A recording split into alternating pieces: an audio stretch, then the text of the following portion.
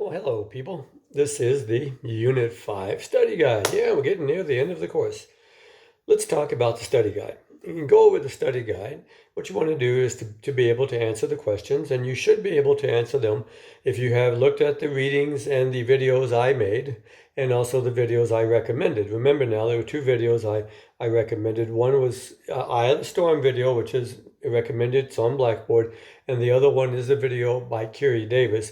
Those are on YouTube, and they're not under my name, Joel Villadamoros. They are under the name, of the people that I gave you on Blackboard, where it said, I think, Kiri Davis video, and I think the other one was Eye of the Storm, and I think I gave you the name, I believe Jane Elliott was the woman who did that. So let's talk about the study guide. In Unit 5, you need to be able to tell me the difference between the traditional and the emerging gender roles. So I might say to you, in which gender role was the woman expected to stay at home and take care of the house and raise the children? In the traditional or the emerging contemporary? And the answer would be in the traditional. In the traditional gender role, were men encouraged to express emotions such as fear, crying, and doubt? The answer would be no. Okay. So in other words, look over that handout that is part of Unit 5 called Stereotypical Expectations. I think I have it right here. Okay. Can't have my copy. I'm sorry about it. But if you look at this handout on the traditional gender roles, then you can say, okay, that's what I need to know. So here's a handout right here. See, there it is. Okay, look at it. Stereotypical elements of the traditional male role, stereotypical elements of the traditional female role.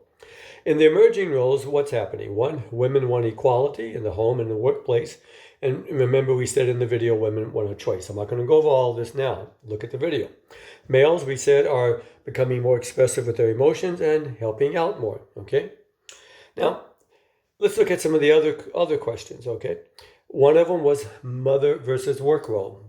Again, if you look at that video, the beginning of Unit 5, it talks about it. And just think about it. Mother role versus work role. What do you think that means in terms of the obligations that a woman today may have in terms of her family versus in terms of a job, and how does that affect her chances for pay and promotions? Okay. Now, the next questions we have on there talk about single parents.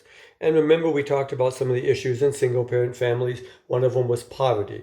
Look at the video closely and make sure you can tell me some of the reasons why many single parent families headed by women are poor. I gave you several reasons. Make sure you can point those out. And again, those are on the video. Also on the video, one of the things that I mentioned was what was the number one thing a single parent can do, talking about a single parent, female single parent, to either keep from falling into poverty or to get out of poverty. Take a close look at that. We also talked about gay and lesbian families. And there's a video on that. So you can look at them and ask a couple of questions. Are gay and lesbian families more egalitarian? The answer is yes. Okay. We talked about children that are raised by gay and lesbian families.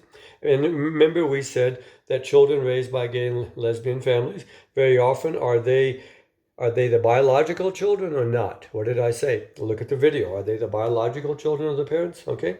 And we also talked about adjustment. Are children who are raised by gay and lesbian families, are they as well adjusted as children from heterosexual families? Yeah. Okay. And remember, at the beginning of that video, I think I talked about misconceptions. One of them being that children who are raised in gay and lesbian families, are they more likely to turn out gay than children raised in heterosexual families? Again, look at the video, and I talked about that. Now, let's talk about the sandwich generation. Now, that has nothing to do with Subway or Jimmy John's, all the other sandwich places, even though you might think it does. Remember, we talked about the fact that the sandwich generation is multiple family obligations. Look at the video. And we talked about the fact that you're going to have families in which you have the parents in their 30s or whatever age group, and they're raising their children, but they're also having to help their parents and grandparents who are aging, because these parents and grandparents are having trouble doing simple tasks, getting around. They might be in wheelchairs, need oxygen, have other health problems, and therefore these families have all these multiple obligations that they have to take care of. And relatedly, we talked about something called compressed morbidity as a way in which families, and basically it's as a kind of, I call it a roadmap for society, could avoid a lot of the problems of the sandwich generation. Compressed morbidity. Look closely at that video as to what is compressed morbidity, okay? Now, we also got into the discussion later on in Unit 5 of sexism, made a video on that. I defined sexism, mentioned a few things about sexism. Sexism is the belief that a gender is inferior or lacking in terms of intelligence, capabilities, and morals. I mentioned a few other things about sexism, like can women be sexist? Yes or no? Give me your answer. I mentioned it on the video. We know that men can be sexist, but can women be sexist? Yes or no? So take a look at that video when we talked about sexism. One of the things I did on that video is I said, let's compare sexism to racism. Because if you change just one word in the definition I gave you of sexism, remember I said sexism is the belief that a gender is inferior or lacking, and therefore discrimination is justified. If you take the word gender out and put the word race in, you have a pretty good definition of racism. Related to that, I want you to look at the handout that's there in the handout sections there on Blackboard on the Kenneth Clark Dow study. That tells you a lot about a very fascinating study on self-concept and related to racism, and also relatedly look at the video that was done by Ms. Kiri Davis. Okay, again, that is part of your Unit 5 obligation. Okay, now when we go beyond that, we're going to look at social class. Now, we talked about social class, and it took us several videos to get through it, so you've got to look at that. I can't tell you in this video everything we talked about with social class. We talked about the criteria that we measure social class by: income, education, occupation. We talked about upper, middle, and lower or working class. We talked about how each class is subdivided into upper, middle, and lower. We talked about that, a lot about the upper class, and how the upper class is somewhat isolated from the other social classes. They don't shop at Walmart. They don't send their kids to public schools. They very often live in gated communities, and their homes may be mansions that are gated, and how they basically tend to exert a lot of control over who their children date and marry. Okay, we talked about which segment of the upper class was the wealthiest. Remember, we talked about the upper, middle upper, and lower upper. Remember, we talked about old money and concepts like that. Take a look at that. Okay, and then we talked about poverty, and we said, remember, that poverty starts to become a serious problem when you get to about the middle part of the lower class, or the middle part of the working class. And we said that, remember, the upper part of the working class, actually, I classify them as skilled tradespeople, that people in this group are actually doing pretty good. And in many cases, maybe making more money than people in the lower middle class. But what keeps them from being considered middle class very often is the status of their job, because they do work that's physical and it's manual work, and they might get dirty doing the work, and it's not as high status as a person who maybe wears a coat and tie and sells cars or works as a clerk at a bank or a department store. So therefore, we talked about why in certain cases members of the upper working class make more money than members of the lower middle class.